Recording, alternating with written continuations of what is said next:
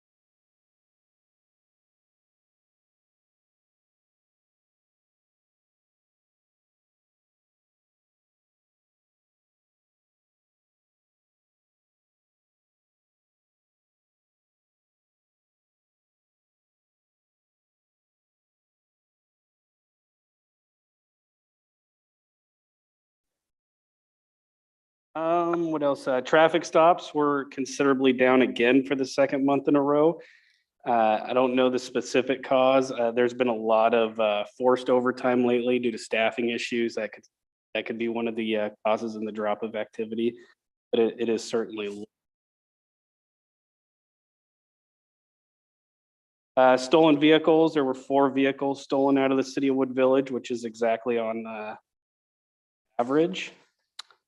There were 9 vehicle crashes in the city, none of them resulting in serious physical injury or death. While I was reviewing the calls for service, there were 2 that jumped out at me.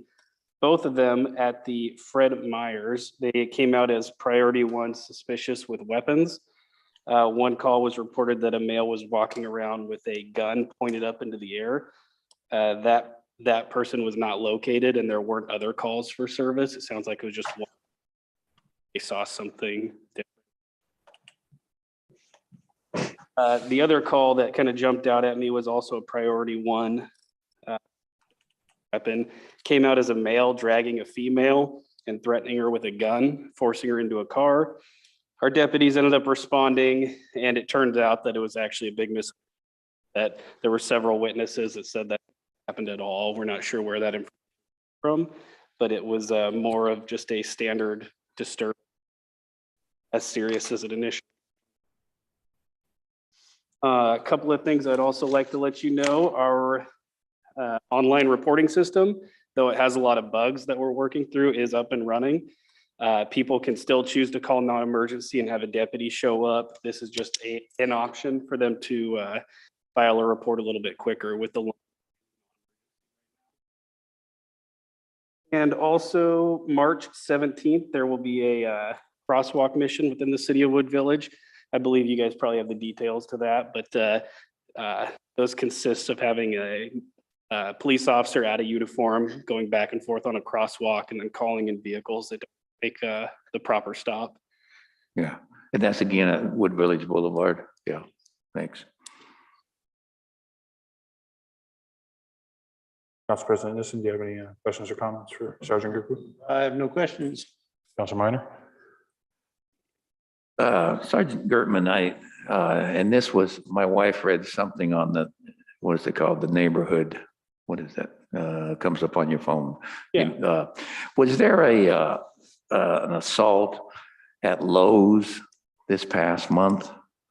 That was, I mean, based on what I read, it would have been priority one.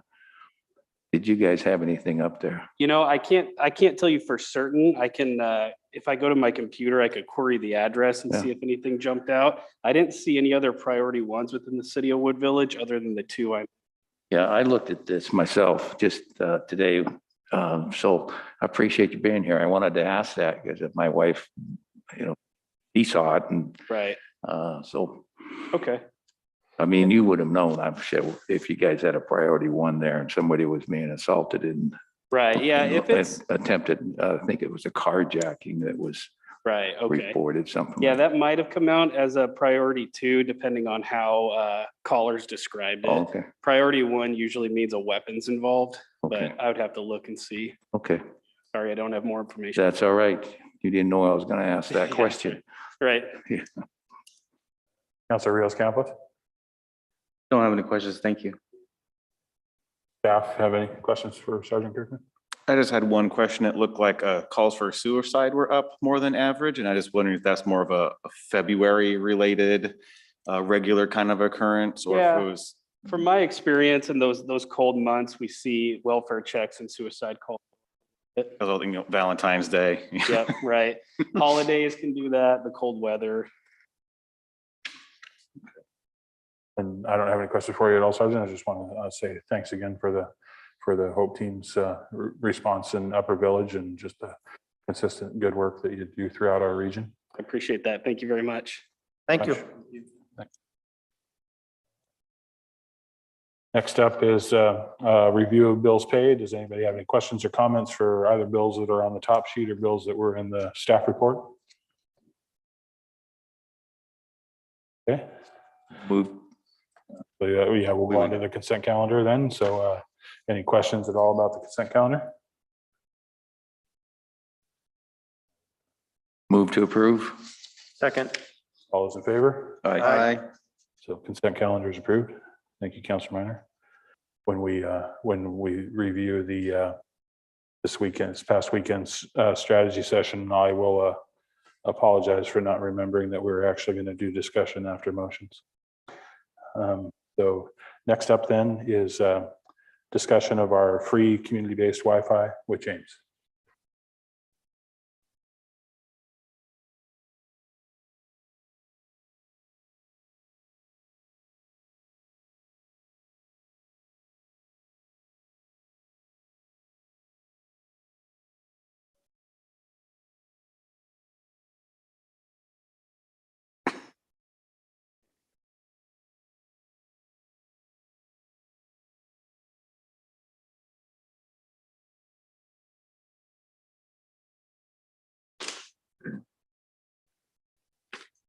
Good evening, Mayor, council members, again.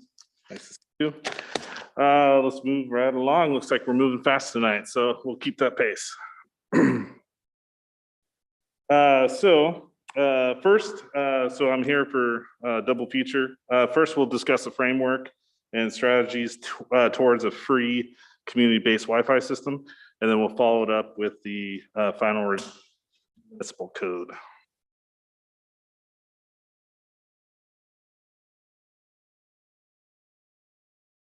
Tonight, we'll go over a simple framework to lessen the digital divide that creates barriers to information, education, job searches, job training, and healthcare like telehealth, and plus many more. I will provide a quick background that reviews the project and touches on the countywide broadband study that concluded in 2020. And we'll review the current Wi-Fi status, then move on quickly to Wi-Fi 101 to touch on the speed. And then we'll close with next steps moving forward with the framework. So a little background, in response to net neutrality and the desire to close the digital divide, The city joined the 5-city and county partnership to explore a countywide broadband system and to answer the feasibility question.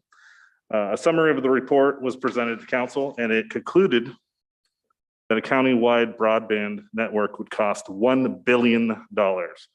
A possible solution or a bridge to cover the gap is a free Wi-Fi system.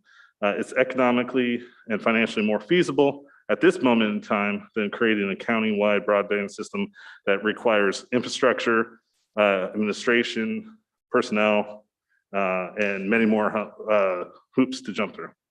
The framework and James, if I could strategies just stop you taken. for 1 second, sorry. I know we were going fast, you were trying, but just some background for the council. The feasibility wasn't just about whether or not the network could be created, but whether or not the county should act as a municipal broadband provider. Competition with the current providers in order to lower the price and increase the access. People in our, sorry, James. Oh, no, that's okay. So a great way to get the system off the ground is start small. I would suggest starting small, hit certain targeted low income and high pedestrian, high trafficked areas to get the greatest yield. Having strategic placements could help close the gap of the divide. And a reminder that a robust Wi-Fi network has limitations and costs. So this will help reach the goal of understanding the barriers that exist and providing access to online remote resources for the residents. And we're targeting low income. So moving on to the current Wi-Fi, we do have, we will have 2 antennas. Should be later this month, hopefully. Are we still on track for that? The cable's being pulled Thursday, Friday this week, and then we can have the provider come out and hang the antennas shortly thereafter. So hopefully, this month we should have Wi-Fi in the park. Great. So it provides fast and adequate speed covering the busier areas of the park, which the next 2 slides, I'll kind of give you an overview of that. We also have 2 new smart benches installed out in the plaza area, and they provide leisure and a hotspot for someone to use a good signal of Wi-Fi while recharging their devices. So it's a multi-use. James, are those benches additional antennas then, or are they? I do believe that they will receive from the antenna and kind of It's boost it. basically like a little additional antenna, almost like a little booster. Okay. The proximity of these to the antennas that will be mounted, how much they'll boost, because they'll still get good signal from the antennas we're going to mount, but it certainly won't hurt the coverage and maybe expand it a little further than the antennas could from line of sight. Okay, Yeah. great, thank you. Mhm. And it's a good thing I took those pictures a couple days ago because it was sunny. So, so they're relatively expensive, but this could be a good tool to use moving forward if we do choose. They have a space. If you can see the bottom picture, it looks like a glass kind of stand up. So it's a space that opens up, so you can put advertisements. We can utilize that to advertise city events. So that's pretty nice spot. So that will help the community engagement efforts. It also can be used to further stakeholders' mission, our partners, to provide a space for their advertisement. Going forward, as the benches are utilized throughout the city, it can further our economic development strategies, and with businesses purchasing, say, the area for the advertisement, it could recoup the cost of the existing or fund future ones. So pause there.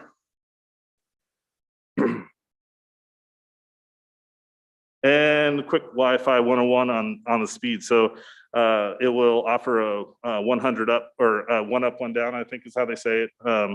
So a good base and reference point for the speed is the graphic. It lists the amount of time to complete common internet tasks that usually people use. And 100 by 100 means it's 100 upload, 100 download. So it's pretty adequate for Wi-Fi. So download speed, it's important, streaming Netflix, music, but also for critical activities such as I mentioned before, job training, accessing job searches, and healthcare. So I created this. This is the poor person's GIS. And so hopefully this kind of gives you an idea. Inside the green will be the proximate coverage. Will it go all the way through the trees? I know it's going to be a weaker signal, Greg. But So, yeah, well, I mean, we're hopeful that this is the coverage on this graphic. There are a couple of limitations when you're looking at, antennas and waves. And I'm actually sure Mark knows more about it than I do. But essentially, line of sight is key, and going through the grove will limit the effectiveness of the signal. But in general, we think should cover that kind of playground portion of the park.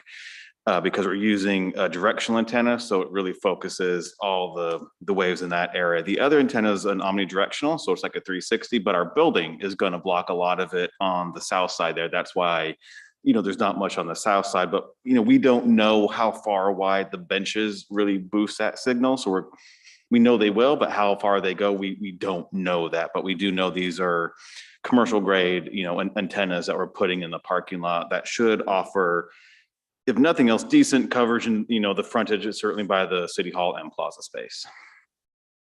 Well, it wouldn't go out to the baseball park and out in that area, is that right? It might. We just Yeah. we don't know. And again, the further you get away from the signal, the less, when you have those speeds, well, okay, it's not going to be a second to download your ebook. It may be a little longer. And again, the more users you have on that, Yeah. again, the Okay. longer it'll take to do things. So if we have a big event and everyone's trying to Facebook Live the event, it's going to be really sluggish.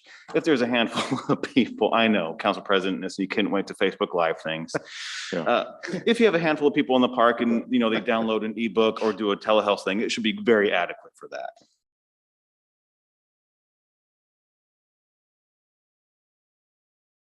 So some direction staff seeks is, would we like to expand out from City Hall and target areas down the Halsey corridor, Northeast Halsey corridor that focuses on the high pedestrian areas?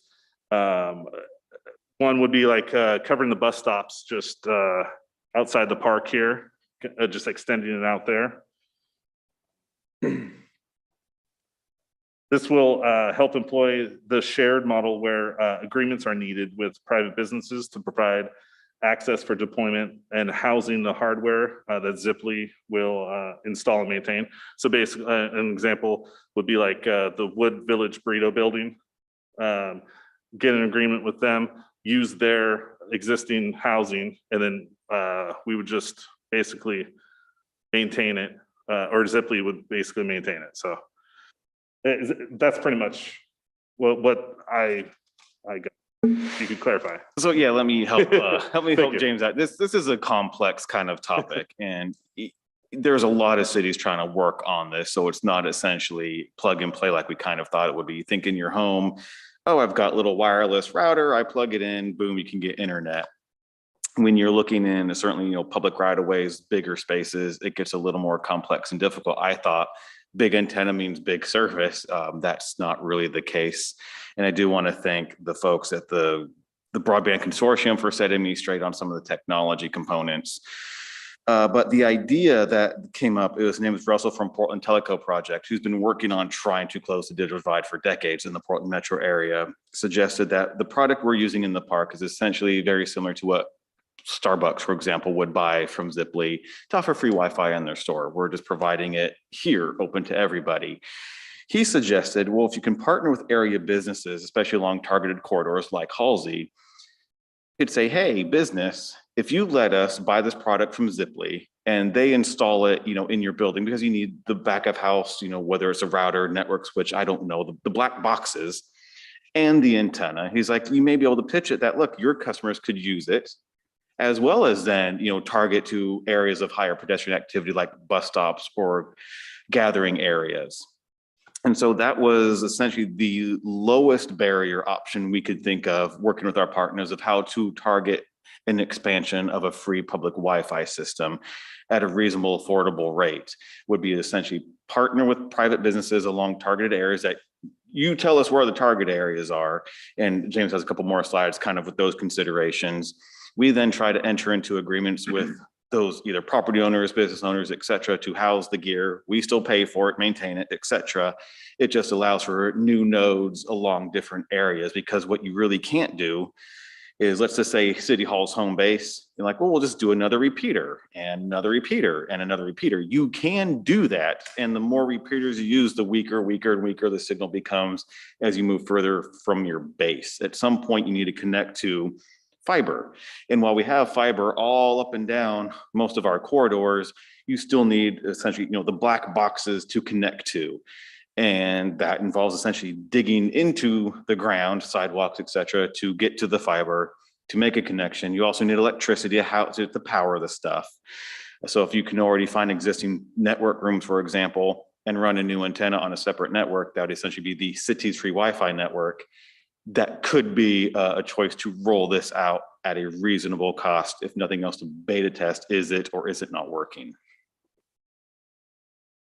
Thanks, Greg. And that kind of leads into, with part of this framework and strategies, we would need to visit and continue to ask the question, who's benefiting from the Wi-Fi, and what is its overall public benefit by providing these spots in common areas. The next slide will give you another overview. So the green is the current, or will be the current coverage approximately. And then the two yellow are the top two, say, spots to provide it. And then the orange would be if, say, Bottle Drop didn't want us to enter the agreement, then, Wood Village. So that just gives you an idea of some spots to hit on Halsey.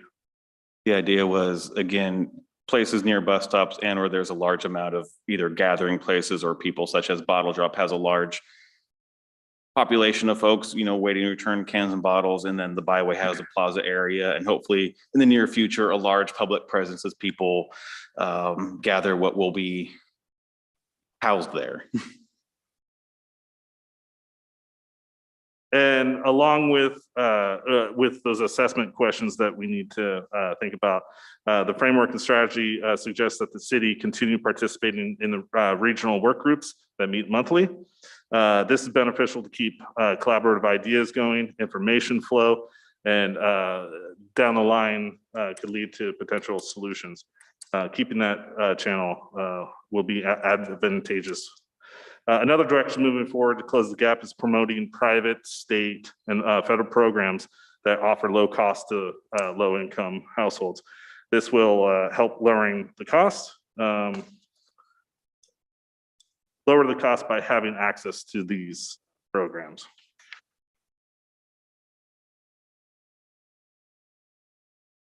And the fiscal impact is continued participation in the community connectivity group and staff time to craft messages and materials regarding the programs. And each spot, so each antenna, hardware, and installation is $75 each. I believe that covers installation. Sorry, let me correct that. I'm not sure. Seth, do you remember? It's been a while since we talked with Ziply because it was so long ago to put it in motion. Yes, they charge a fee for installing each device. And then for our network, we are paying for the 100, and I believe that's $300 or $400 per month. I thought it was less than that. Was it that much? I think, well, prices have gone up since the last time we. That's fair, because we got this pricing a year ago. Well, Now, I will- If it's 400 or less, then, 400 is $200 less than the anticipated cost that we just putting, when you first brought it up to me, $600. And I will say Service the other per thing about our location is when you start scaling up, it goes up to a gig. It's not a 10-time cost increase. It's like a 2.5 or 3-time. But then what I don't know is if we were to partner with other agencies, if they would start us off on a new sliding scale, or if we could just add to our existing network. Those are the things we would have to find out from Ziply. Yeah, okay. Yeah, I'll save my question or my comment here. Because we're gonna have to do a costing anyway. If we decide tonight to move forward with this, gonna have to be a costing done and we'll. Yeah, get that if you say, figured yeah, out. we're interested in this, get us more information, Yeah. we would then get more information on expanding it. We didn't want to get the cart before the horse. If Right. you're like, no, let's just leave it here at City Hall in the plaza for a period and then maybe evaluate. If you say, no, go evaluate now, we'll evaluate now. Yeah, no, I understand that. Well, and I guess I don't know the technical answer, but I would imagine that if we had greater speed, we'd decrease some of the latency. And so, if we just switched from 100 to gig sequential now, we might get better penetration through the trees and a little bit better service out past the ballpark maybe. No, because the waves will be the same. It's just the hose the waves are attached to would be bigger, but the waves are still the same. So if the waves can't penetrate the trees, it doesn't matter what's on the other side of it. And then looking at the map that showed the park and the green and Lower Village, and then the yellow and orange circled spots that were other areas. This one? Yes, thank you. Mhm. So we're doing, this is a marvelous expansion from the current coverage. When it hits our major bus stop, and like say it hits the bottle drop. It's close to arguably our most popular business in the city right now with Wood Village Burrito. And so, what I don't want to give up though is and I'm not saying we have to do it now or we have to make a decision about it tonight though, is the dream of really throwing a net over, Stanley Street and Holt Court and, north to Sandy and from our east-west boundary. And what makes me think about it, you mentioned that you have to have the fiber backbone for wireless, and we've always known that. Then maybe we start down the road, maybe by next year's retreat, be ready to look at cost estimates of our own fiber and, French elm and French birch, city or streets that we own, that where, we don't have to necessarily have county to be in the right of way and make a big hole and see if we can't, put a legitimate backbone down that stretch. Yeah, because initially I was thinking, oh, we've got that great new tower on the corner of Halsey and 238. Let's put an antenna on that. And then talking with, actual industry experts, just because it's tall doesn't mean it actually casts it well. Sometimes it's too tall, so the things underneath it don't receive the signal as well as you think they would. So then you have to angle it down, and if you angle it down, you lose the advantage of the height.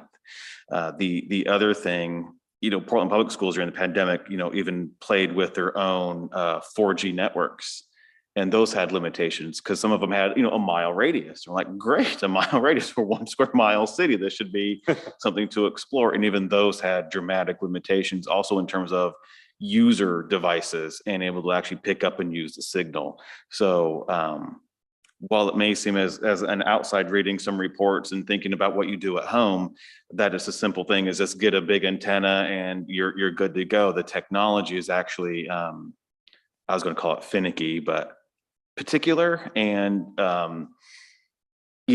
people have been trying to cast wide nets over places in a relatively efficient, cost-effective and meaningful manner and haven't found the magic mix of devices yet, it seems like.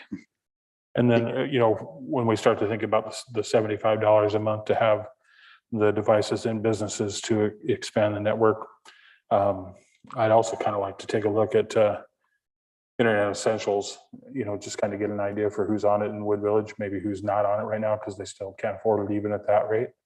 And then maybe at something similar to our utility relief program, where we fold Internet Essentials for residents in that coverage area into the cost of putting in the wireless, so that they have something in their home. we're already working on that with devices for welcome to. That's really what the study showed, the $1 billion cost, but that wasn't really the recommendation sort of in my mind for maybe not doing it or slowing our roll. You know, the real deal was that there's already providers in the space. And so, you know, if we can't, if we can't push them out in the space, maybe we can help more for that provision. And then, you know, and then the study also showed that being able to afford the internet wasn't the only limitation, that a lot of homes just couldn't afford devices. And of course, we're already working on that with.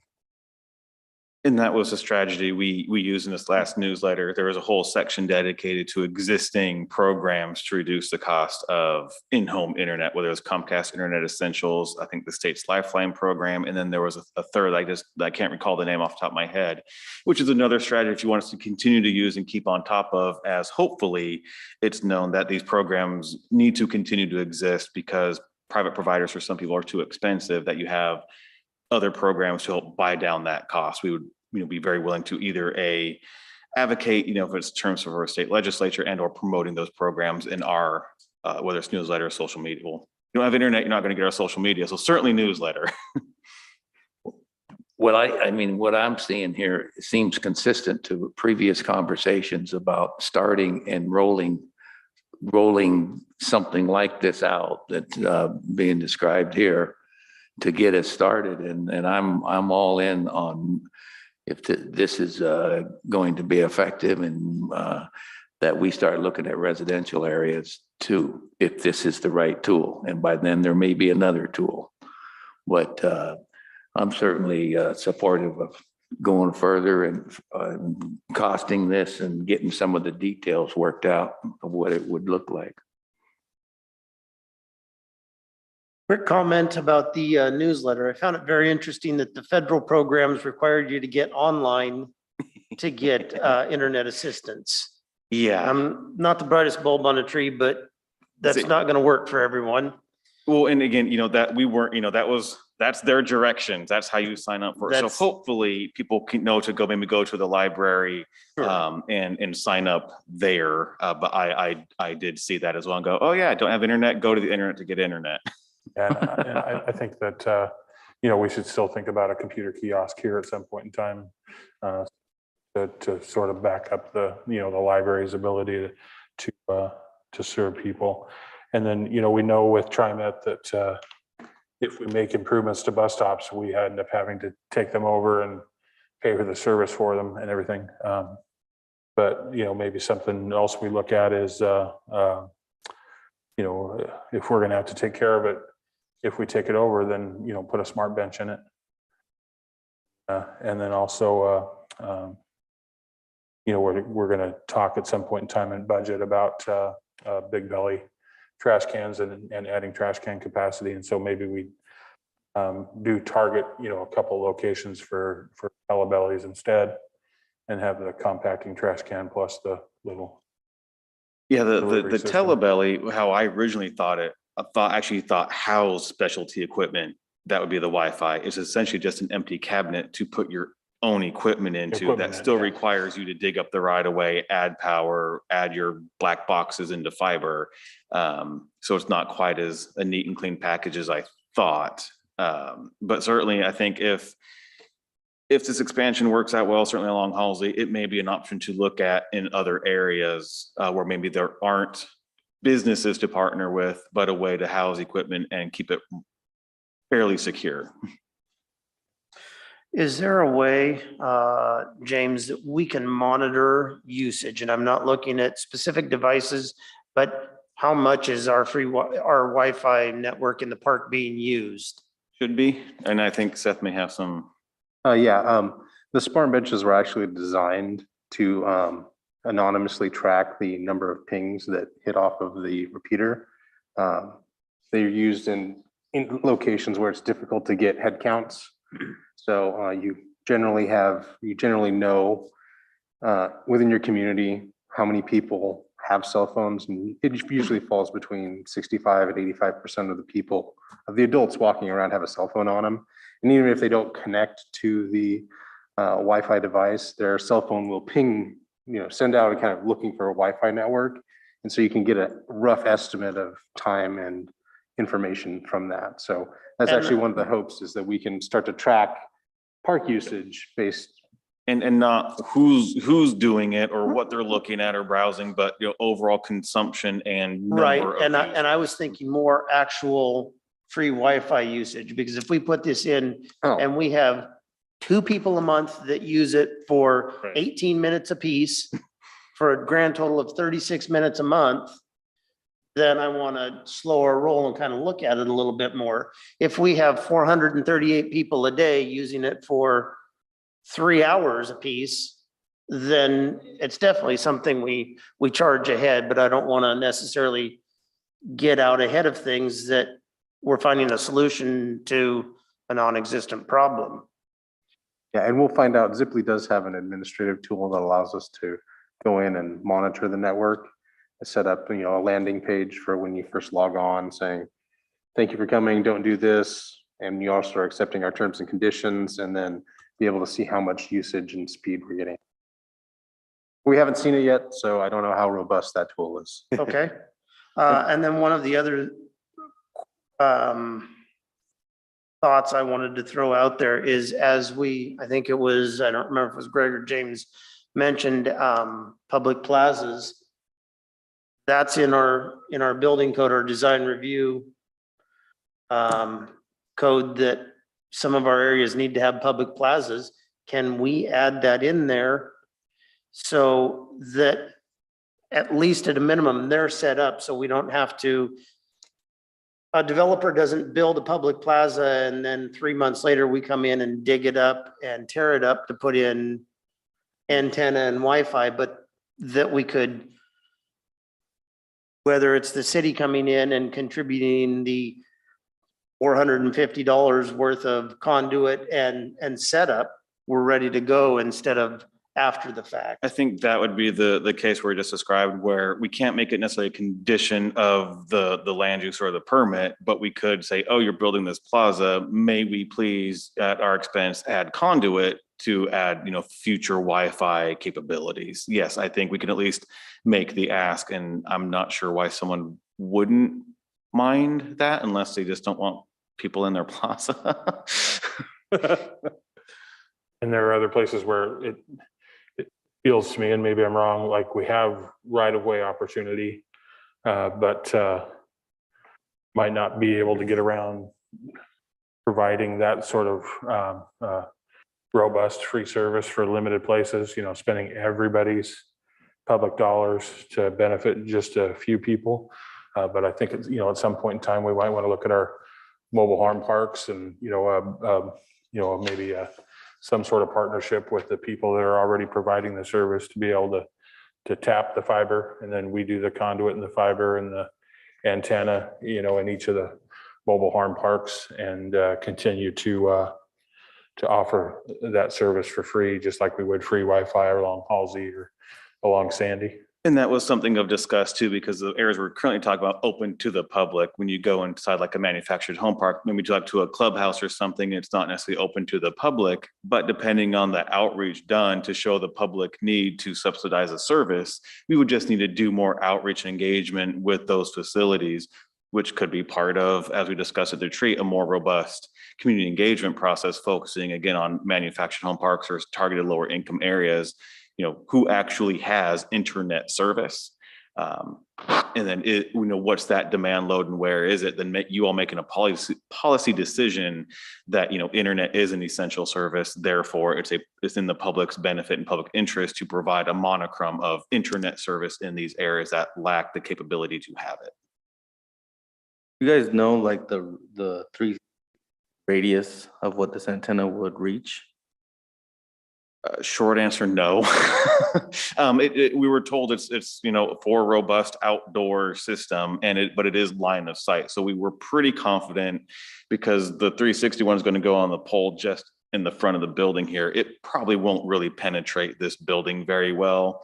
It should cover the whole parking lot into Halsey, portions of the field. And then that's why we added the second antenna to really help it get through the tree line as best as possible. And I think I kind of agree with Councilor, President Nielsen of try it out, and then as we identify locations where not so much obstruction also that can, get that real bang for that buck. Because going down Halsey, if buildings and trees, I mean, that's everywhere. So that's really going to, at an open space would cast a big net is really going to confine it back down because of just what's in its way. So maybe just starting out there would be a good idea first. That's something we can certainly do. As now we're getting our fiber pulled, we're connecting back up with Ziply. We can get updated costs for what'll be here, track how it's used. In the meantime, also start looking at locations to go on Halsey. Would it be an add-on to our existing, call it package, or do we need to upgrade the package, or are they essentially just standalone new locations with the same landing page, term of conditions, et cetera? So in the meantime, we can get those questions answered, while then seeing how this is or isn't performing, specifically during kind of more peak months as they're coming into, peak spring and summer season. My other thought also kind of tacking on with Councilor Rios Campos is we're setting this up so somebody can fill out a job application or do some essential stuff. Personally, I'd like to see parking lots or something like that covered better than necessarily a bus stop. Not discounting somebody that's sitting at a bus stop, but they're there for eight to 20 minutes, 8 to 12 minutes. They're probably not going to try and fill out an application on this that they can barely see while traffic is going by and they're waiting for the bus, versus they may go to a parking lot where it's a little quieter, or here at the park where they can sit on one of our benches and utilize it to fill out an application or take care of whatever other essentials that they need to do. No, and I don't disagree with you at all. The only thing that I want to be careful of is the essentials. In fact, when I came to the Welcome to Computers class, the first Welcome to Computers class, and had the opportunity to, welcome them and thank them for taking part, I looked straight at the instructors and said, I hope we aren't going to just talk about filling out a job application, or that we aren't going to just talk about telehealth, but that, these things are fun too. And we're going to talk about how to watch a YouTube video and how to download a free game on or what it means to work the Google App Store safely. And so, I want people to, I want them to have the essentials, but I also want them to have at least some opportunity to enjoy a computer in the way that everybody else that can afford the service already enjoys it as well. But by the time the four of us sit in a bus stop so we can all watch YouTube, Oh, I know. the people that are going to take the bus have nowhere to Yeah. stand. Well, because- But I know, I just mean, your 8-minute time spot, absolutely not enough for a job application, or certainly not enough for a telehealth appointment, but certainly long enough to watch, 3 music videos before you hop on the bus. And I just want that, I don't want people to be made to think that they don't deserve that same level of enjoyment just because we're helping to provide a service that they wouldn't otherwise be able to afford. Well, and the impetus again behind the bus stop was when we moved from the old city hall site to the temporary site, we had people asking that move, hey, where'd the free Wi-Fi go? Because that city hall had just an open free network, mostly for the building itself, but it reached out actually to the bus stop. And so it's kind of saying news for us, oh, people use this Very regularly. much so. Well, the data and the initial research that we'll be able to do, we'll start laying out some of those questions we have, and the data will be able to help us inform where we go with the next step here, in my mind. Obviously we can't see the participants unless we were to log into the Zoom ourselves, but can you tell me if Rebecca is still on the call?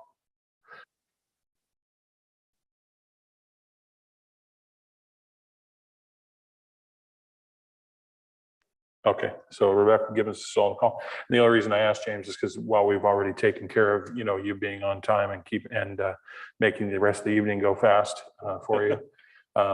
Before you go on to, once you finish with broadband and before you go on to municipal code, I'd like Rebecca to have an opportunity to comment on what she's heard today and see if she feels like we're kind of on the right track or if we have suggestions. Okay, so after this After presentation? this and before municipal. I think this is actually, I know James had a couple more slides, but I think we got the direction we needed. It's like, yeah, Okay. move forward on what we're currently doing, evaluate that, and then yes, let's target, Halsey. If it's working, target Halsey. If that's working, target other residential areas.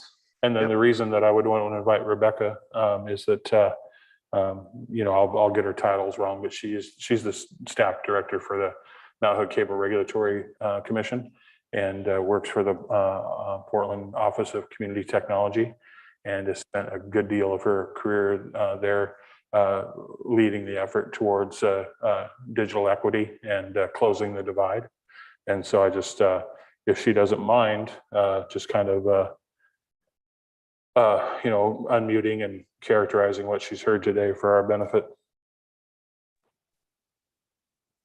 Thank you, Mayor Harden. I appreciate the opportunity. Good evening, everybody. My name is Rebecca Gibbons. I'm the Strategic Initiatives Manager for the City of Portland Office for Community Technology and Operations Manager for the Mount Hood Cable Regulatory Commission, as Mayor Harden said. I am just absolutely thrilled to be able to listen in tonight to hear all that you are working on for your residents around broadband access and digital connectivity. I think you are right on target, hitting those high traffic areas with affordable broadband access. But I really appreciate the level of attention folks are thinking about in terms of long-term need, that access in the home is essential and, finding ways to provide affordable access, either helping folks connect to the Affordable Connectivity Program, the federal subsidy program, to cover their cost of internet essentials or other service is a great opportunity. And we appreciate being in conversations with you all about your strategies and finding ways that we can either leverage those or support them collectively as we move forward towards a more holistic region-wide broadband strategy. So this has been really informative and really exciting, and congratulations to you all on this great work. Thank you, Rebecca. Thank you. Thank you, James and staff for that report. And as James mentioned earlier, he is a double feature. Next up, we have the, James, before we move on, I did have one question. Sure. When, and maybe you guys share this and I just totally missed it, but when we're doing the computer class, are we asking those participants to either give us information on, do they have access to Wi-Fi at home? Kind of at that moment, gather some information. If the need of just of a device, but say they do have internet at home, I think that's going to also inform us a lot in how we move forward. Yeah, So that wasn't asked last time in the first Welcome to Computers class, but we can ask it this time. And I do know there was a session.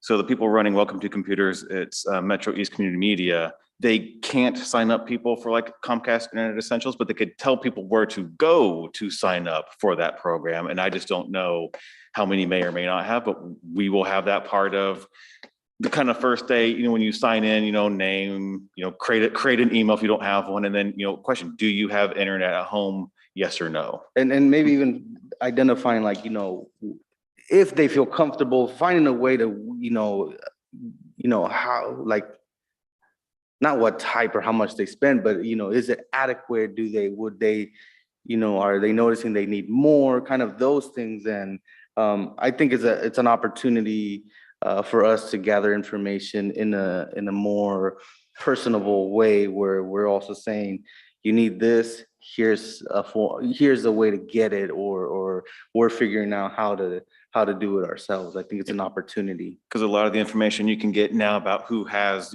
signed up for access is usually based on zip code.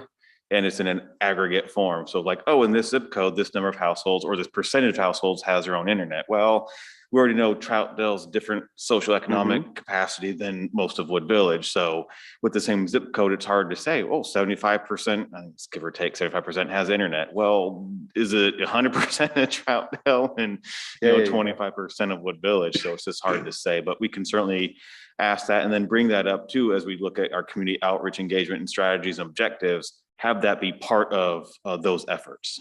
And then, to keep from scaring people with the information gathering, maybe the same framework for the question is the kind of the broad sideboards that we already have on like our utility. Yeah, it's, information we need, but it doesn't need to be very specific to the household, try to keep it just. As basic as possible, but also where we're hitting, key points, whereas, and have internet at home, yes. Because then it's information we then can take back and either do something with, or like, okay, it's not a problem. We don't need to solve it. Thank you, James. Okay, thank you. All right, well, it's my privilege to provide you hopefully a final review that included administrative staff and the directors reviewing it completely and collaborating for this final. The agenda is we're going to do general overview, titles 1 through 15. Well, we're not going to go through 1 through 15, but the staff reviewed 1 through 15 goals in the motion. So after this review, we found a few suggestions to revise. In Title 3, Revenue and Finance, Chapter 4, Section 30, staff suggests that that this section that provides policy to provide monthly of financial statements be moved under Chapter 2.06, which dictates that the council directs the city manager or designee to provide this statement of the city finances. So this keeps consistency with document and city operations. Well, I was gonna say, the reason this is coming back in this one is we previously deleted that entire 3.04 because there was a lot of outdated financial provisions. 0.030 actually was related to, we will bring you a monthly finance report. We're like, well, we didn't mean to delete that. And I'm sure you didn't mean that either. And because we deleted that whole section, we thought, well, this is more of a responsibilities. So we'll just undelete it and move it. So it's not a new thing. We're just undeleting the accidental delete and then moving. And then It's an undo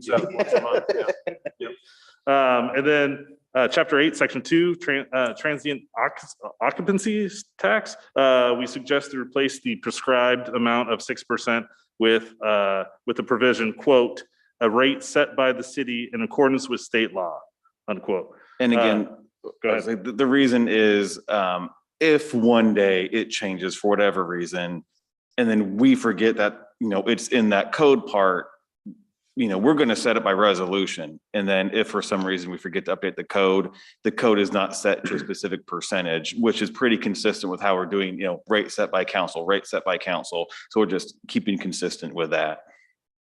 Although you don't have to be so scared as to say that if for some reason the rate ever changes, it's okay to say for when the rate goes up, we want it to be able to go. Yeah, whoever's staff at the time, are they remembering that it lives in the code? So basically, if you forget. It's a CYA. Yes, that is correct, Counselor. We will. All right, Title 9, Public Peace, Morals, and Welfare. We suggest a few changes. So let's start with the 9.28 curfew section, Section 50, detaining a minor, before we have a discussion and seek policy direction. I suggest to replace the previous ORS reference for clarity and simplicity. It was more of a general and not specific enough. And it would lead to confusion. And state law also covers this, so we don't need to reference it. So we're going to clean that up. Returning to our discussion on February 10th, staff seeks council guidance and policy direction on Section 270 under Chapter 912. The noise. 9.2. Yes, yeah. yes. So staff suggests three options. One, we can add the provision under section A2 to permit weekend non-commercial construction between 10 a.m. and 5 p.m. Two, prohibit noise for exterior work. And three, just leave the code as it is. Or if we seek guidance, so if you come up with an idea. I'd like to- We're essentially bringing this back after the discussion last time, as we called this section out, that, hey, there could be an opportunity here. And you all said, bring us back some things to think about, because, well, weekend should be somewhat peaceful for folks. On the flip side, well, some people only have the weekend to work on maybe building a shed or building a deck or something. And we remember the discussion somewhere about, well, commercial construction activity is very different than homeowner down the street just trying to improve their home. And so that's why we kind of try to give you some options to discuss and provide us direction. So we bring back the final code. We can just, here it is for adoption, and not have a discussion at the table. So in light of the fact that we've talked about this quite a lot already, with council's permission, I'd kind of like to just start with Council President Nissen. And I don't want to quash, further discussion or debate, but maybe you just say, what's your idea, 1, 2, or 3? And then we'll see. Can you refresh my memory of what as is currently is? James, you have the language directly in front of you, the current language. Something about construction activity is only allowed weekdays, 7 a.m. to 5 p.m. Thus, default is it's not allowed on weekends, but you can get an exception from the city manager. And it's generally just as vague as it says, is construction activities, like road work and construction activities. And as staff, we feel the intent was probably not, hey, I'm going to replace a window outside or replace some deck boards, but probably heavy construction activities that, God, I don't really want to have that 7 days a week all the time. And so what could be some appropriate revisions to meet the intent of, there shouldn't be 7 day a week in heavy construction, and people have weekends to do their projects. The question, just clarification for me, this is in residential zoning? Or This is the entire across- city, Be across the city? across the city. So non-commercial construction, typically that's going to be a homeowner. Correct. Yeah, so we're really addressing the homeowner there. Now, commercial, they're exempt from this, or they can? No. Okay. So this is essentially saying, homeowner, you can build your shed on a Saturday. I know, I got that. But Commercial would then have to come to us for an exception, whether Okay. it's a commercial I building, got it. a road project. And the question about permit weekend, would a homeowner have to come in and get a permit? No, this isn't like a permit, like Oh, you get it. permit. Allow. Got it. Okay. Okay. Well, I was one that had some questions about the construction on the weekends. My concern was more about the neighborhood commercial. And I recognize that there are, and myself included over my life of raising 3 kids, that sometimes you got to work on the weekends if you're doing some work on a house. I'm comfortable with the language in number 1.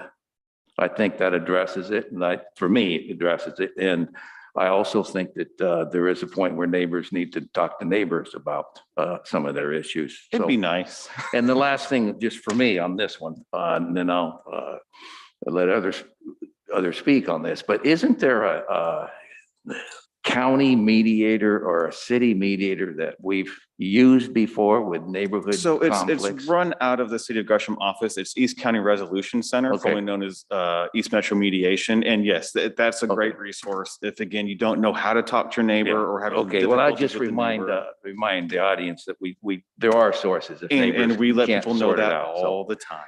thank you, I'm good. Thank you.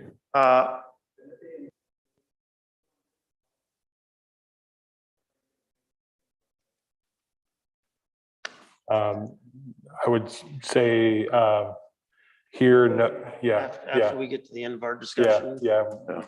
we could open the floor. I would be in favor of number 1, but I would also like to see 9 o'clock instead of 10. On a weekend or on any day, 10 o'clock is starting to round out pretty close to lunchtime for somebody that's trying to get something done. And if we're saying you've got 7 hours to get a project done for somebody that's working Monday through Friday and they've got 2 days to get it done, that starts to cut it a little bit close. Current hours are 7 AM and I cannot remember the back end. I want to say it's 8 PM. I think it's 7, isn't it? Mhm.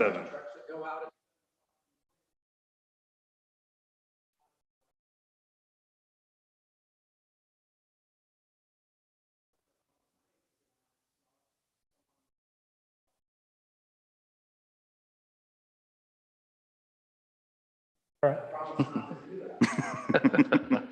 And you know, it very well could be that, while it's not one of our options today, that this is, you know, something that we could have held a public hearing on. But You know, and I did think about that myself, Mayor, and it's, you know what, Counselor Nissen. It has been noticed, and this has been the first public comment we've received on it yeah. over Well, the and, entire you know, course, and, so. You know, and if we were to, you know, I mean, I like your trash truck and analogy, but you know, our trash pickup is on Wednesday, so Saturdays and Sundays. It's you know, it's really not a perfect fit, but I do think that you touch on what Councilor Nissen mentioned, that you know, maybe we back up from 10 to 9 and realize that people might need some more time on the weekend, and that, you know, in terms of you know, sleeping in, I mean, you know, hopefully there's not much difference between 9 and 10. I'm out of bed by either one of those times on Saturdays and Sundays. I was gonna say 8, just because again, I'm good. I do see more in the summertime where, you know, that is the kind of when everybody goes out and does something and you know, just giving an extra time and especially in some hot weather, I mean, makes a whole lot of a difference. And so, And I believe in James, you'd probably.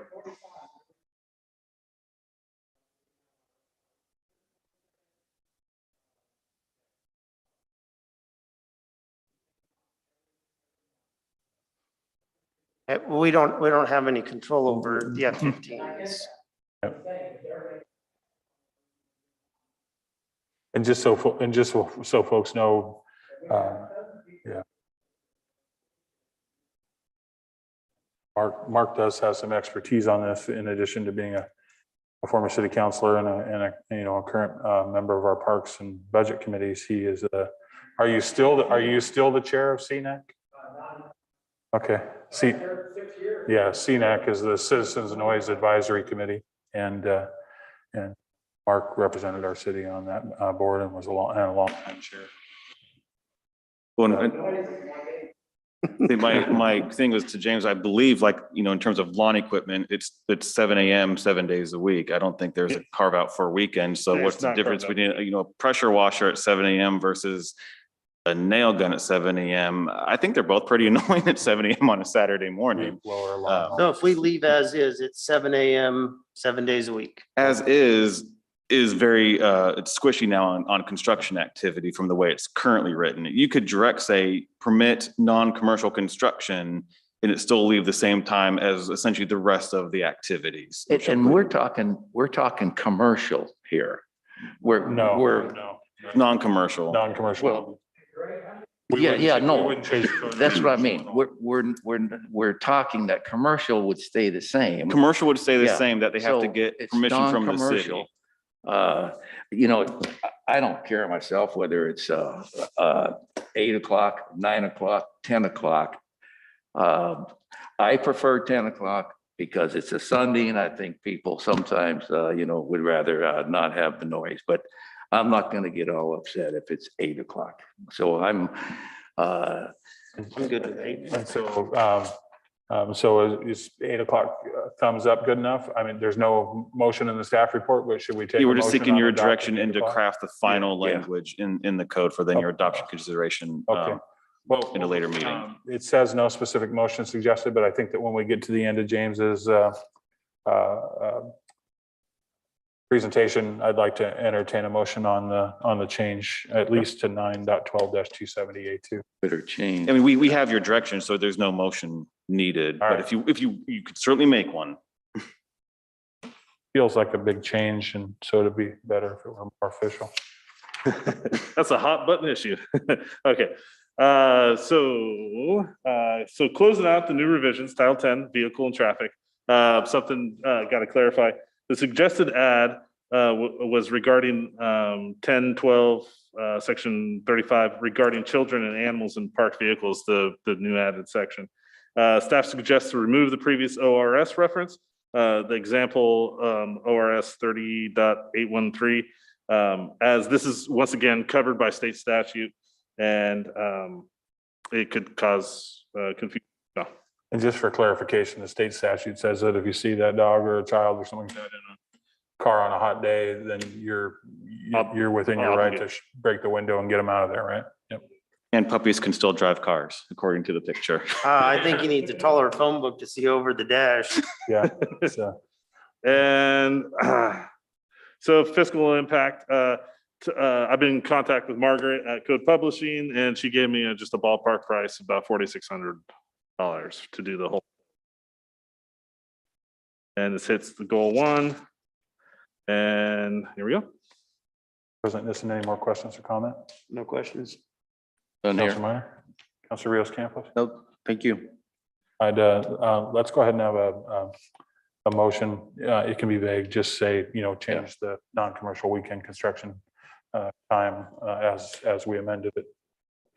I would move to adopt this report as submitted, with the exception of changing the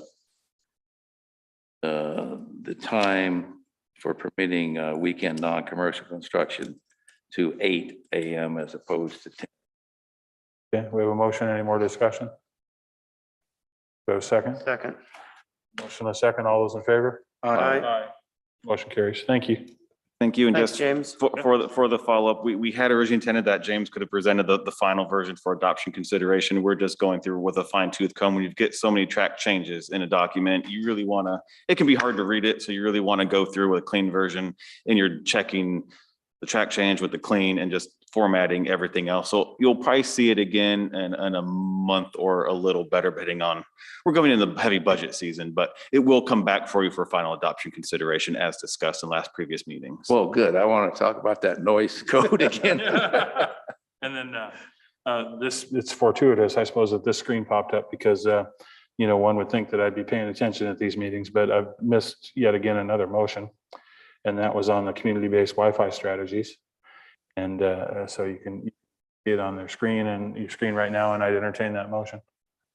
I move to approve the community-based Wi-Fi strategy and framework as presented or modified.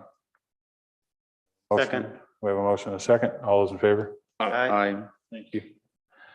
All right, so next up then is Food Fest Friday. And just Mayor, really quick, I do want to acknowledge that this is James's Oh, last James's last meeting meeting. with us all. His Yep. last day is Thursday, and we just want to thank him for all his work on our. James, thank you for all your work. Appreciate it.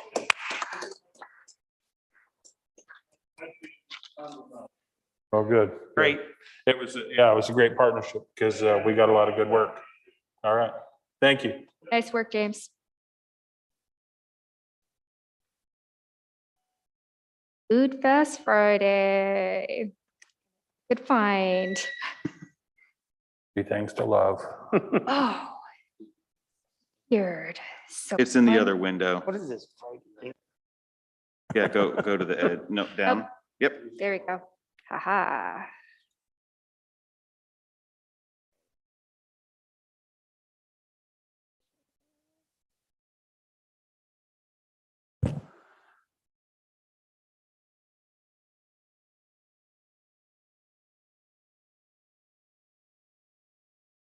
All right.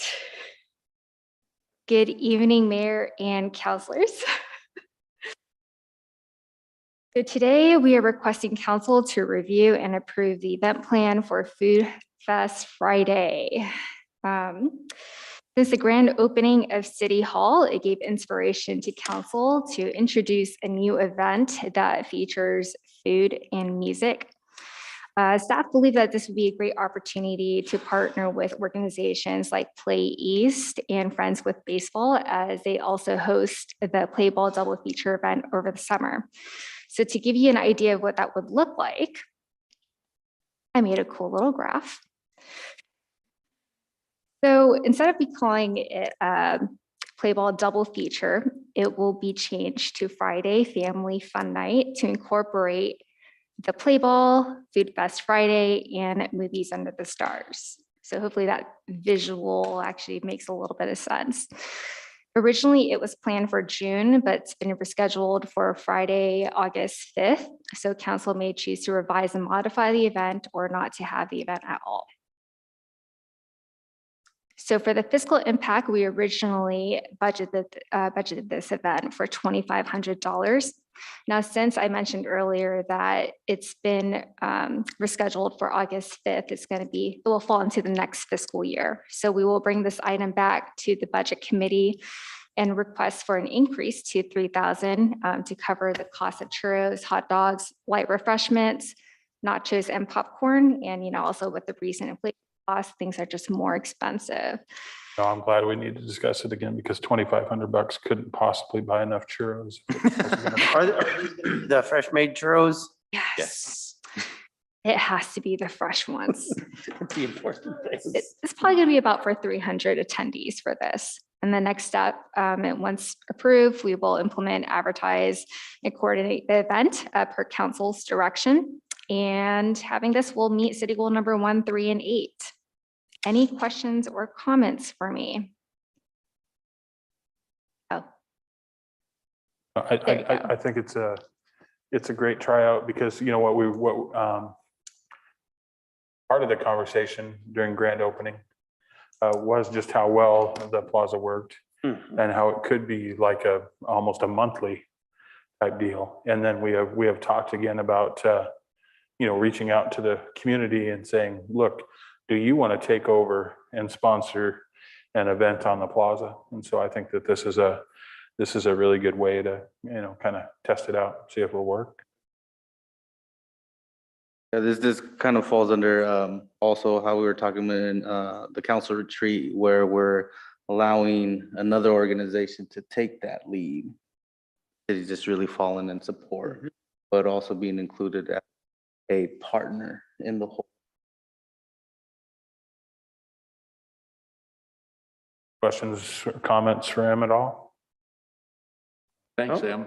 Thank All you. right, I would entertain a motion to approve Food Fest I Friday. move to approve the Food Fest Friday event as event plan as presented. Second. I have a motion and a second. 2 seconds. Oh, All right. quick. Do we have any more discussion? All right, all those in favor? Aye. Thank you. All right, next up is Greg to discuss our this past weekend's city council retreat, do a recap. I just want to point out for those that might not have seen them, because I didn't see it right when I sat down. One of the things that we talked about at our retreat was putting times back on our agenda, give people an opportunity to see what's expected of them when they're presenting. And then also give us a tool if their presentation happens to go long, to sort of steer them back on course. And I just want to point out before I started running my mouth that Greg was supposed to come on at 7:15, and it is.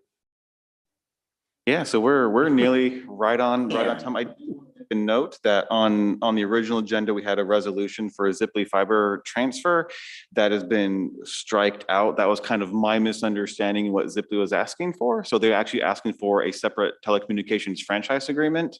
The way their letter is worded, it sounded like it was just a name change. That's not what it is. So you will see that in another month or so. So we pulled it from this agenda. That's why we're on the recap. So yes, let's debrief the retreat. There we go. So we've been doing an annual retreat since 2011, and it's a time for all of us, council management team, to talk about strategic items, relevant topics. That we kind of have our standard items, we have specialty things of the period.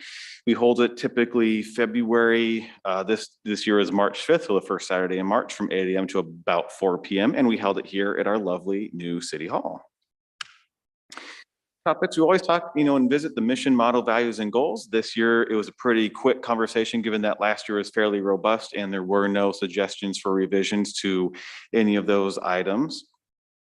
Prior to the retreat, the facilitator, in this case, Mike Abate, does interviews with key staff, each counselor, and we review those findings from those interviews. The themes this year was really, there's a lot of trust between council and staff, between councils and other counselors, staff and staff, and that there's just a deep respect for the collective work and the understanding that it's a finite capacity of work and the concern of, we kind of filled the bucket. And so we need to be strategic in how we move forward.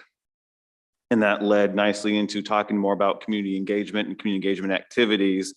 That's a really big topic. And it seemed like what we'll do for the APP is actually work to define that and probably have some consultants help us define that and what we kind of take on in-house, what we need other additional support for, whether it's surveys, outreach, et cetera. And so we'll be really working down to break this big topic down into chunks and what those chunks look like and the eventual outcome. I think it's important to point out that statistically relevant study, which Yes, we yes, haven't statistically conducted valid. before, or valid, sorry, not relevant, valid. And that's what we would primarily be looking for the consultant for. Yeah, because we'll still probably do the, point in time surveys after events, things that just kind of help give us some anecdotal information. This would be a statistically valid measure of what's going on in the city, what do people need, what's going well. Again, yet to be fully defined what that is. Great discussion on council meetings. As the mayor already said, we've started implementing the times here on the agenda. We worked today just to quickly kind of craft that up because as we said at the retreat, we already generally know how long we think things should take in terms of presentation, anticipated questions, et cetera. So we started that with this. And you'll see it in future agendas, and we'll talk more next steps with that in your next slide. We talked about the Grand Ron property and what our priorities in terms of if it continues to move forward and there's some sort of collective agreement between the Grand Ron and the City of Wood Village, what are priorities in that agreement in terms of, fees versus service versus maybe first hire agreements and opportunities for local entrepreneurs to have maybe a store or restaurant or opportunity in that facility. And our 5-year financial projection, which again, in the short term, we're quite well off. There is a concern about inflation and what that may or may not do. As I thought about it over the weekend after retreat and, thinking we haven't had this kind of inflation since, the 80s and thinking, geez, in the 80s, cities had other tools to use before measures 5 and 50 to address inflation. We no longer have those same tools. I didn't sleep so well. But in general, that aside, short term, we're doing just fine and targeting our strategic investments. We had a master plan update focus this year on stormwater and parks because water and sewer are going through a collective update right now and really focusing on some targeted stormwater improvements, potential future update to the stormwater master plan, and then where we're going to go for future park improvements focused. It seems like a lot more on the recreation side, a little less on the nature, except for there's targeted grants and opportunities. And then we talk about next year's APP. So for the next steps, as you see, we're going to do some revisions to the agendas, including times. We're going to try to break down and distinguish between what's kind of a workshop item that really just need to talk things out. And there really isn't an outcome per se, other than just to talk things out. And we're going to class those as workshops. Discussions are, we think those are a little more well-defined and we're seeking very specific feedback, information, or potentially a motion that's not part of a resolution or ordinance, and then we'll still have our resolutions and ordinances. There was the hard stop time. I believe it was 8:30. I wasn't sure if it was tongue in cheeking the 8:45, but we staff agreed it was the 8:30, and then the mayor asked later about, well, if we can start the meetings earlier, maybe we could end the meetings earlier, and want to take just a moment to pause on that particular thing. If you had time to ponder that question, if you want to keep it kind of status quo for right now with the 8:30 stop time, just evaluate how things go. Had a quick chat with the mayor before the meeting, and I'd like to keep it at the 6 o'clock, see how the hard stop does. And if we're bumping up against the hard stop every meeting and not able to wrap up, then potentially look at beginning earlier. Or if we see a heavier than normal agenda, maybe looking at moving that start time for that particular meeting a little bit earlier. But I know in my personal life and work, getting here by even 5:45, a lot of evenings could be possible. I think we need to just go forward with it, see how we do. The times are there to not only help presenters know, but it also helps us to know to stay on topic when we're on a topic. So I think we need to start at 6, see how the 8:30 time works. And in some cases, even retrain ourselves a bit as we have these discussions so that we do stay on topic on that particular topic that night. So.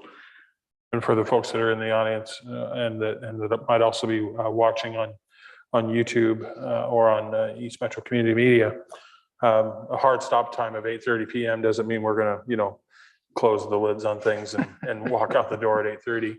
At like 8:15, we'll just take a quick preview of what's left, take a vote or decide whether or not we can get there by 8:30. If we can, we will. If we can't, then we'll take a quick vote that has to be unanimous. Are we going to stay past the hard stop time in order to finish? So I should reprogram the lights because I just had them turn off at 8:30 now. Yeah, that's right. Yeah. And it's even, Mayor, I know the other option in those cases when we get to it, because we'll get to a meeting when we're not done. And it's to table items and roll them over. If people there's not enough people to stay, but I think the conversation we had at the retreat, I just got to say this, was very productive. And I think we all are pushing in the same direction to be efficient, get our work done. Make sure when guests come, they have a clear understanding. So I thought it was a really a great conversation. So one thing that's not part of the recap too is that we talked about how Greg and I talk about future agendas usually about a month in advance every Thursday night or Friday afternoon, and the possibility of sort of jurying out things that maybe don't need the robust discussion that we thought they might have, and moving those to consent agenda. So. And you'll even see that in future agendas where we were going to do like a discussion on an event and we just moved it to a consent. So there'll be more items under consent that you can always pull out and have a discussion on if you want. The other thing is that we'll also do is in the weekly update to council, you'll get copies of future agendas. So you can kind of get a look ahead of what's coming up as well. And that'll be helpful too. I think 6 o'clock is it's a good time for myself just because there's other personal things as well as that I need to ensure before I can head out here. So I think starting just giving a go with what we have right now and seeing if it works out. I think it's trial and error. And I'm fine with that too, because I mean, the only reason I suggested is because I've finally reached a point in my life, in terms of where I work and its proximity, where I can actually be at a meeting before 6, too. And so, I'm a month, as recently as a month and a half ago, I'd be sympathizing with anybody that said that they would have a hard time if traffic was bad or something like that, making it here by 6. And so the other next step is formulating the APP. We have a number of items smaller than in past because at the retreat, we collectively decided some of these things are they're operational now. They're not an APP. So instead of that 80-20 split, it's more, an 87-13 split, that kind of mutual understanding. And that'll be captured in the staff report for when we first look at the APP, when we take all the ideas, plug them into the appropriate goal and timeframes. So that was just on record of, geez, city's just not doing as much this year. We're capturing that stuff. We've been on APPs for a long time. it's operational now. And so it will look a little different. So you will see that first draft at your April 14th meeting. We have then a budget on April 19th. And so then it should be ready for adoption on the 26th. Looking at expenses, facilitation is actually less than last year, probably because the facility didn't stink like food stuff.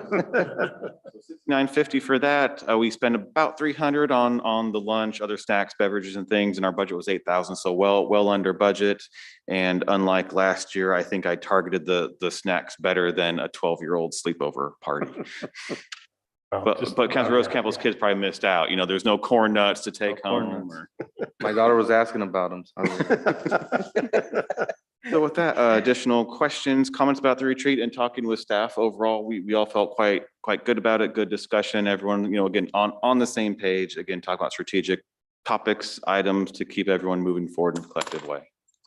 While talking about snacks, I ate all three of the things that had maple on the top of them. So you might want to ask the other counselors if they like maple too and help them out with that for next year. First come, first serve. It's All three.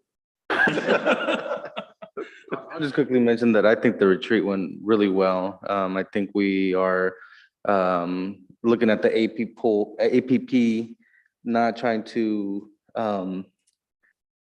overload staff. And so as we're also coming, you know, slowly out of this pandemic and things are still in fluctuation, I think we've come to a good consensus of, you know, really hitting those items that are severe need and kind of letting the other things kind of like, okay, might hold off on some of these things. So I think the discussion was really well, the facilitation was well, and I just appreciate staff being here that day and just helping us understand their day-to-day. Well, and to our staff's credit, you know, acknowledging things that some things should be operational, or that sometimes we're insulting staff by saying that they have 20% capacity left throughout the year, given what their day-to-day looks like, came from us, not from them. I mean, you know, nobody's whining and nobody's talking about overwhelmed. And, you know, I just really want to honor staff for the great work that they get done beyond their day-to-day. So thank you.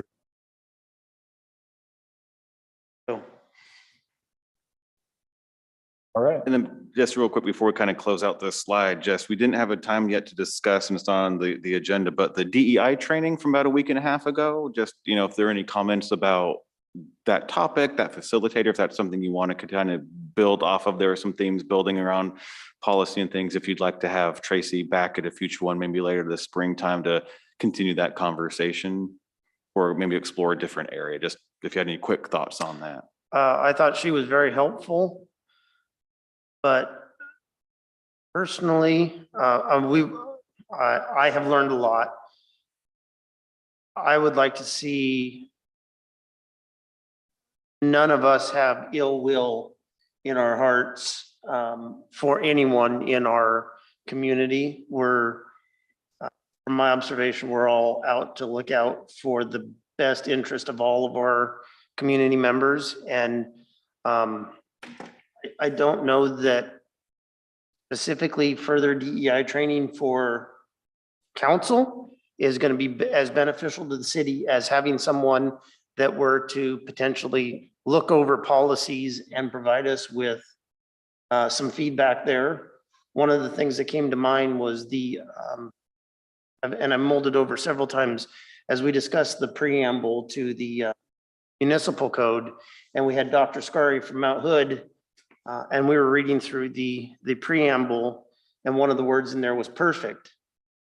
Now, to me, having that in there, I didn't know that I felt it was the right place for perfect, but as she brought an aspect of a different culture where perfect is not a word that's used and would not fit in there, how far do we go? And I would like to, if we did anything else, let's focus on the policies that are going to be here after all four of us are no longer on council, and it's still going to continue to benefit the citizens of the city versus training us, teaching us, and then when we no longer run for reelection or someone beats us, but we're no longer in these seats. And then that knowledge leaves the door, but doesn't go any further than that in the city. I agree, you know, I think we need some help. Well, I mean, I don't want to say help, but I think maybe some, you know, somebody to look at codes or like, you know, I think a great opportunity would be like the main streets on Halsey, you know, as our previous facilitator had mentioned about the byway, not that it was with malintention or bad will, but could have been an opportunity. And so I'm thinking something along those lines as new development comes or updating codes or just things of that nature. Even not a whole training, but just to have someone with that experience, that knowledge to take a look over it and say, you know, maybe change these wordings or this and that could be a better fit. And then kind of how do we implement that? Didn't we do some of that with our last fellow? On the When she went municipal through code, that, I yes, think Yeah, and municipal code we just finished. Yeah. with the zoning and development code, you know, did we have a DEI kind of expert look over Yeah. that in its entirety? No. Was our current Main Streets and Halsey code looked at differently? Yes. So neighborhood commercial, I would say neighborhood commercial, town center, I would think are relatively up to date in terms of opportunities and removing barriers. Yeah. You know, with the House Bill 2001 code that you'll see at your next meeting, that does things in the residential zones, both the light and medium. And then as we talked at the retreat, hitting the manufacturing and commercial industrial zones next year. So I think through those efforts, they should be pretty well cleaned up and sorted, reviewed with fresh eyes. And kind of to the, you know, Councilor Nissen's points, you know, other kind of policies, whether it's, you know, the council code of conduct that establishes, you know, frameworks that as long as, you know. Well, I think, and I do agree that we should continue to review documents, even as we prepare new documents, using some of our knowledge as we go forward, and we should always be in review. I think I'm comfortable from where we're at right now as far as any more presentations. I think after we finish our scientifically valid study coming up that we're doing with our demographic study and our engagement with our residents, I think we may learn some things there that would indicate that we might need to focus a particular piece of it. But I think I'd like to hear back from our citizens more and start being more precision in what we are doing. That's my thoughts. I reflect on the comment that Councilor Minor made earlier about the times and how they're good for focusing us too, because, you know, we ask, you know, well-intentioned questions and have robust discussion, but sometimes we leave some agenda for our presenters on the table because we take them off on tangents. I think that we did that a couple of weeks ago. I think that, and this is not to show off, but I think it's important that we show people that we are doing the work and that we're making the effort.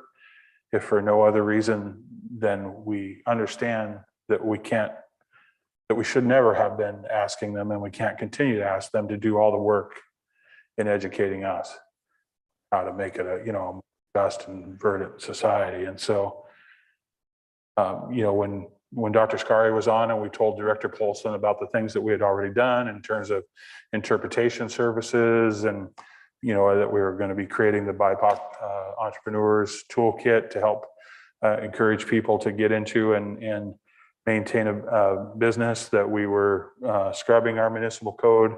And when we said that to our presenters, all of them believe that we are on the right track and that we are doing the work. And so I think that we should tell that story a little bit, whether it's newsletter or whatever, so that we can see if the people agree with what the presenters are telling us. And then I do think that, and it doesn't have to be this year, we can talk about it for next year, but one other training that we had talked about was with somebody like Ty Hardin Moore, who's been deeply involved in the Newburgh fiasco. And then, and having somebody like that come to us and tell us, not so much how to level the playing field, but how to have courage and how to have the, strength in the face of this onslaught of public opinion that might be trying to influence us to go in the wrong direction, to not go that way, to know what is right and how we best serve everyone and have the courage to go that way. And so I still would like to see some training on that. And with that, we had intended to have that as the next training. She's had some personal health concerns and issues, which has delayed it. But perhaps, if she's not able to necessarily come to a meeting and present and talk and a renewed focus on policy, perhaps I could send her kind of the current, and the desire of that this outlives those sitting here, send her our current council kind of code and conduct, job description, and say, hey, how can this be reinforced based on things that have been going on in some other communities that you've helped with that can, allow council, whichever council it is, to have the means and methods to be effective. Other questions or comments for Greg? Staff, any other questions or issues for us? All right, then we're adjourned. Thank you. We're 8 minutes late. I apologize. Oh, that's right. The last 8 minutes were the Job. most riveting of all of them. So, yeah. Thank you, Jeff.